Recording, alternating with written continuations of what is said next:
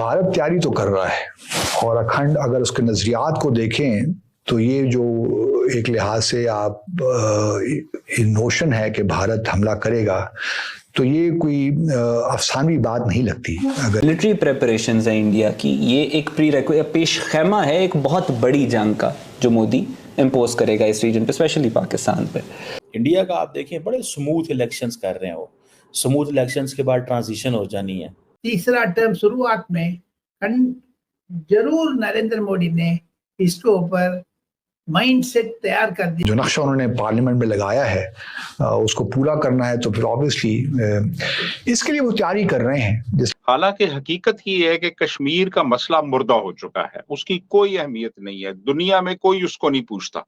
India तो कहता है कि हमने न्यूक्लियर वेपन्स इसलिए बनाए बिकॉज हमें चीन से खतरा था। भी बताया है पाकिस्तान ऑक्युपाइड कश्मीर के ऊपर बहुत योजना तैयार हो गया है।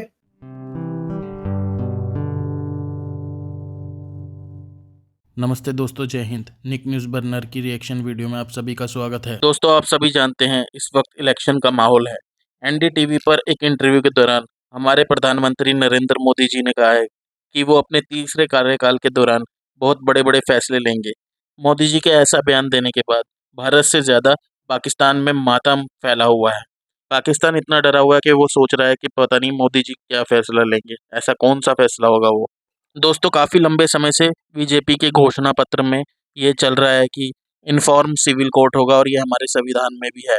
दोस्तों, इसका मतलब यह है कि एक नागरिक को दूसरे नागरिक के अधिकार के बराबर अधिकार ही दिए जाएंगे। तो दोस्तों, वहीं दूसरी तरफ गिलगित बल्तिस्तान और पीओके भारत में शामिल किए जाएंगे और भारत में इस पर काम शुरू भी हो गया है।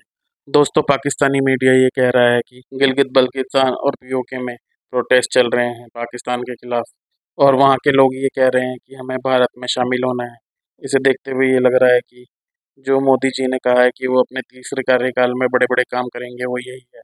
वो अपने तीसरे कार्यकाल में गिलगित बल्तिस्तान और पीओके को भारत में शामिल करेंगे। और दोस्तों, इस बात पर डॉक्टर एस जयशंकर ने कहा है कि हमें कुछ भी करने की ज़रूरत नहीं है, गिलगित बल्तिस्तान और पीओके अपने आप ही भारत में शामिल हो जाएंगे। भारत के फॉरेन मिनिस्टर एस जयशंकर के इस बयान से पाकिस्तानी बहुत ही डरे हुए हैं, क्योंकि गिलगित बल्तिस्तान और पीओके में वैसे ही प्रोटेस्ट चल रहे हैं। तो दोस्तों, देर न करते हुए चलते हैं आगे की वीडियो की तरफ। धन्यवाद। इंडिया तो कहता है कि हमने न्यूक्लियर वेपन्स इसलिए बनाए बिकॉज हमें चीन से खतरा था। पाकिस्तान कहता है कि हमारा किसी से कोई मसला नहीं है। देखिए, अगर इंडिया इंटरकॉन्टिनेंटल बैलिस्टिक मिसाइल बना सकता है जिसका रेंज जो है वो 5000-7000 किलोमीटर तक है, पाकिस्तान तो ऐसा मिसाइल नहीं। न्यूक्लियर वेपन्स के ऊपर कहा जाता है, अभी भी कहा जाता है, इस वक्त भी कहा जाता है, इंडिया के न्यूक्लियर प्रोग्राम के ऊपर कभी किसी ने बात नहीं की, किसी और मुल्क के न्यूक्लियर प्रोग्राम के ऊपर कभी किसी ने बात नहीं की। आजकल हमारे न्यूक्लियर वेपन पे ये बात कर रही है जी, इतने ज़्यादा कमज़ोर हालात हैं कि ये न्यूक्लियर वेपन बेच, इतनी इकोनॉमिक कंडीशन से गुजर रहा है, पॉलिटिकल अनसर्टेनिटी से गुजर रहा है। इंडिया का आप देखें बड़े स्मूथ इलेक्शंस कर रहे हैं वो, स्मूथ इलेक्शंस के बाद ट्रांजिशन हो जानी है। समझ रहे हैं? ठीक है जी, स्मूथ इलेक्शन के बाद ट्रांजिशन हो जानी है एंड सारा बिजनेस तो वहाँ चला जाना है। जो अमेरिकन बिजनेस चाइना से निकालेंगे वो भी इंडिया जाएगा। हमने बस अमेरिका से सिक्योरिटी ताल्लुक ही रखना है। अमेरिकन बड़ी मदद कर रहे हैं हमारी हर जगह पे, स्कॉलरशिप्स दे रहे हैं, एनर्जी सेक्टर में मदद कर रहे हैं, प्रोजेक्ट्स लगा रहे हैं, पुलिस को, लॉ इन्फोर्समेंट को।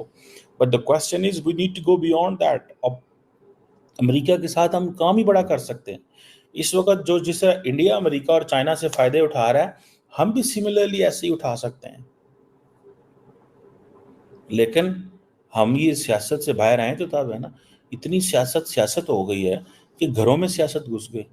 बच्चों, देखिए, ये भारत तैयारी तो कर रहा है और अखंड अगर उसके नजरियात को देखें तो ये जो एक लिहाज से आप नोशन है कि भारत हमला करेगा, तो ये कोई अफसानवी बात नहीं लगती। अगर भारत अखंड को आप देखें और जो हिंदुत्व की फिलॉसफी है तो उससे ये कंपैटिबल है कि जी वो जो नक्शा उन्होंने पार्लियामेंट में लगाया है उसको पूरा करना है, तो फिर ऑब्वियसली इसके लिए वो तैयारी कर रहे हैं। जैसा मैंने पहले जिक्र किया, बलूचिस्तान में उन्होंने काफ़ी इन्वेस्ट किया है, बल्कि मैं तो कहता तो नहीं हूँ पब्लिकली, लेकिन आप आज के इस चैनल से कह ही देता हूँ कि आज़ाद जम्मू और कश्मीर में और गिलगित बल्तिस्तान में बहुत भारत इन्वेस्टमेंट कर रहा है और वहाँ भी अनरेस्ट क्रिएट करने की कोशिश कर रहा है। तो हमें थोड़ा सा इन चीज़ों के देखना चाहिए।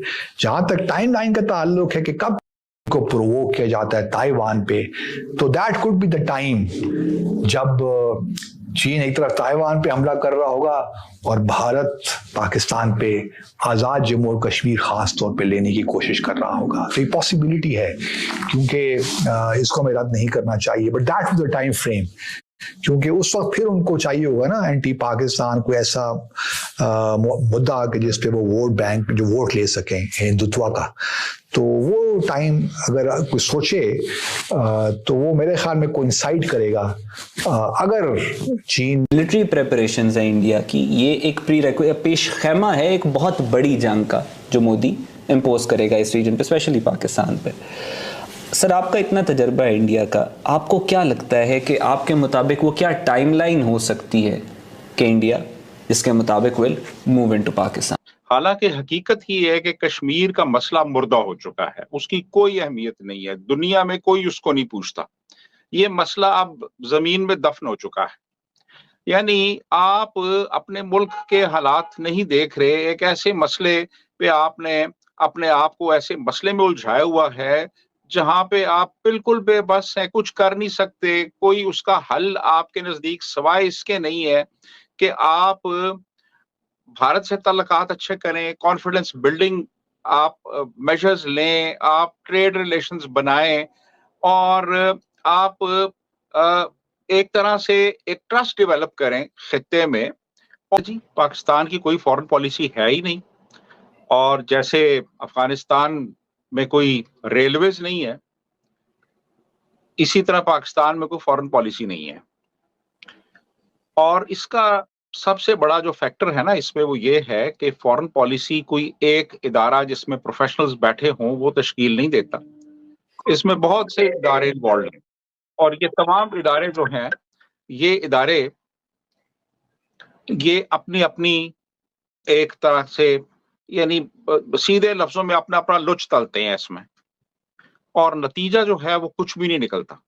आपने सीक्रेटली बताया है पाकिस्तान ऑक्युपाइड कश्मीर के ऊपर बहुत योजना तैयार हो गया है। Chief of army staff plus chief of defence staff सब लोग external affairs minister mister doctor Jaishankar से मिल लिया, राजनाथ सिंह से मिल लिया, अमित शाह से मिल लिया। आते वक्त तीसरा टर्म शुरुआत में जरूर नरेंद्र मोदी ने इसके ऊपर माइंडसेट तैयार कर दिया है। इसी के आपने सीक्रेटली बताया है पाकिस्तान ऑक्युपाइड कश्मीर के ऊपर बहुत योजना तैयार हो गया है। Chief of army staff plus chief of defence staff सब लोग external affairs minister mister doctor Jaishankar से मिल लिया, राजनाथ सिंह से मिल लिया, अमित शाह से मिल लिया। आते वक्त तीसरा टर्म शुरुआत में जरूर नरेंद्र मोदी ने इसके ऊपर माइंडसेट तैयार कर दिया है। इसी दोस्तों, अगर आपको हमारी वीडियो पसंद आई है तो प्लीज़ लाइक ज़रूर करें और साथ में शेयर करना ना भूलें। और साथ ही दोस्तों ऐसी ही लेटेस्ट वीडियो देखने के लिए हमारे चैनल को सब्सक्राइब करें, साथ ही बेल का आइकन जरूर दबाएं ताकि सबसे पहले आपको हमारी वीडियो की नोटिफिकेशन मिल सके। धन्यवाद।